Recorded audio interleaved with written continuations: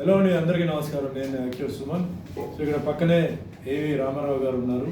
చాలా very senior karate master.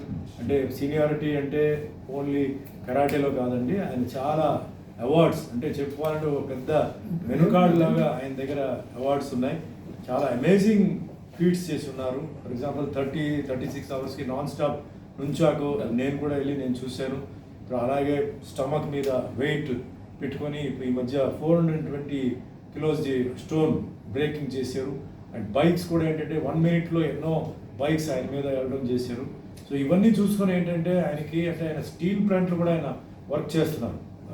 దగ్గర ఇప్పుడు 5,000 చిల్డ్రన్కి ఆయన మార్షల్ ఆర్ట్స్ నేర్పించారు.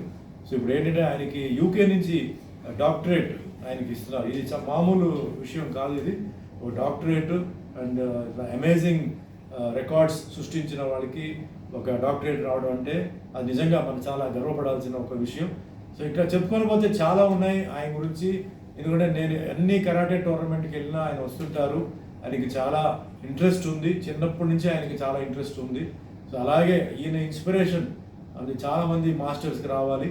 ఎందుకంటే ఏదో వచ్చాము చేసాము వెళ్ళిపోయాము కాకుండా ఈ విధంగా రికార్డుని సృష్టించాలి, విదేశాలది రికార్డుని బదలగొట్టాలి, అలాగే మెయింటైన్ చేయాలని చెప్పేసి ఆయన ఒక ఇన్స్పిరేషన్ అందరికీ రావాలి. సో ఆయనకి ఇంకా ఏంటంటే ఇంకా ఎన్ని అవార్డ్స్ వచ్చినా తప్పులేదు, రావాలి, గుర్తించాలి. ముఖ్యంగా మన భారతదేశంలో ఏంటంటే ద్రోణ అవార్డ్, ఇది చాలా స్పోర్ట్స్లో ఏంటంటే ద్రోణ అవార్డు అంటే చాలా గొప్ప ఒక అవార్డు అది. సో మన భారతదేశానికి అది అవార్డు రావడం అంటే చాలా గొప్ప విషయం.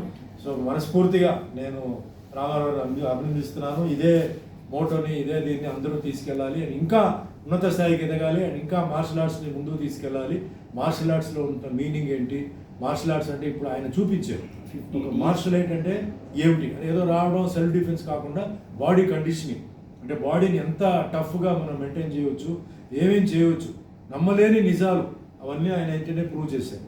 So I wish him all the best and good luck to Ramarao గారు. అండ్ అందరూ ఆయన ఇన్స్పిరేషన్ తీసుకొని ఆయన ఇంకా ఉన్నత స్థాయికి ఎదగాలని భగవంతుని ప్రార్థించాలి. Thank you.